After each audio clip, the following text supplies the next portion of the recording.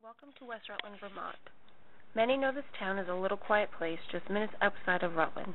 However, there are few fully aware of its rich history. Hopefully after this presentation is over, you will have a better understanding of how this little town came to be and why it is so important. On September 7, 1761, a man by the name of Benning Wentworth, who is also the Royal Governor of New Hampshire, signed a charter for 26,000 acres establishing the town of Rutland in the name of King George III. The current towns of Rutland, West Rutland, Proctor, and the city of Rutland were included in this charter. Governor Wentworth favored in naming the towns after prominent people in hopes that they would back his territorial claims on the west side of the Green Mountains. The town was likely named after the Duke of Rutland or John Murray from Rutland, Massachusetts. There were about 64 original grantees for this charter. Each grantee received rights to roughly 350 acres.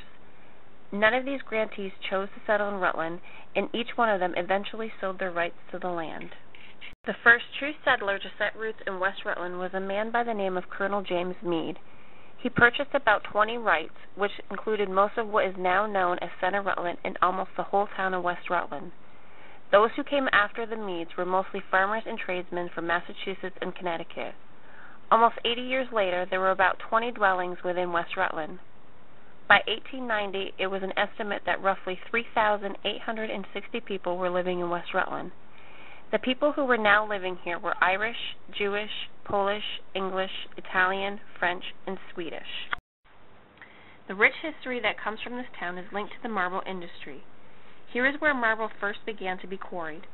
A prominent businessman by the name of William F. Barnes bought all the land to be quarried and got this industry up and running in 1839. When quarrying began here, it was pried loose with various tools from the ground. Later, it was decided to use gunpowder for this process. However, this did not last long because much of the marble was being destroyed during the blasting and companies were losing money. Finally, it was discovered that drilling the marble would be the most beneficial. Around the 1850s, the marble industry was booming and the town was now thriving. With that, the town needed to bring in workers, so the marble companies brought in immigrants and purchased homes for the workers and their families to live in. However, over the years, the marble industry declined. So in 1978, the business closed their doors. The town held its first meeting on March 1, 1887, in the building known as Campbell Hall, which is located on Marble Street. This is when the community's government was put in order and officials were elected to carry out town duties. Occasional meetings took place here until 1909, when the new town hall was erected. This building is still currently used for that purpose, along with many other functions that take place in West Rutland. In 1886, a new form of transportation was introduced to residents in West Rutland. The Rutland Horse Railway was introduced. Here, horses would pull large trolley cars and take the passengers to their destination. However, in 1890, with the times changing, the electric railways took the place of the horses.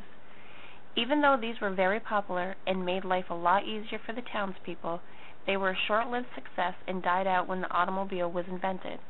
Tracks were eventually taken out to make room for the roads. In 1928, a fire consumed and destroyed the Main Street Elementary School. In 1929, a larger-scale school was built in place of the burnt one. It was made larger in order to accommodate grades from kindergarten all the way up to high school. And today, this building is still in working order that holds grades from preschool all the way to a senior in high school. When someone visits or drives through the sleepy little town, all they may see are the many streets with some interesting buildings, maybe stumble upon the recreational area, or even catch a local game taking place on the high school's field. But if one took some time to take a real look around, what they might find may just surprise them. The first place one may go check out is the Carving Studio and Sculpting Center. This studio is a great place to create three-dimensional art pieces. The property holds two buildings in which one can either work inside or outside on a beautiful day. Those who enroll into any of the offered workshops are given all the tools they need to create a beautiful work of art. Once one has finished the project, they can check out their art that is on display less than a mile down the road. Another great place of interest is the West Rutland Marsh. This man-made marsh is one of the biggest cattail marshes in the state. Here in this peaceful location, one can see cattails, sedges, mammals, plants, and over 137 different species of birds. The rarest bird that is found in this marsh is called the least bitten. Here, the species is protected and also has people coming from all over in hopes of catching a glimpse. The marsh was featured in Bird's World magazine in the October 2008 edition. The marsh has a long boardwalk that allows one to walk out into the middle to get a better view of the life that is moving about out there. This is a frequent place that the West Rutland School and other schools bring their children for an outdoors learning experience. Young or old, this is a wonderful place to just sit and be with nature.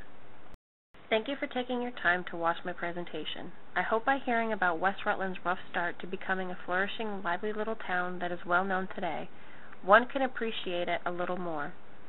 I have lived here for almost 8 years and I absolutely love it. The next time you pass through West Rutland, hopefully you will remember something you saw here today. And if boredom ever finds you, perhaps you can go visit one of the many places I touched base on today. Thank you.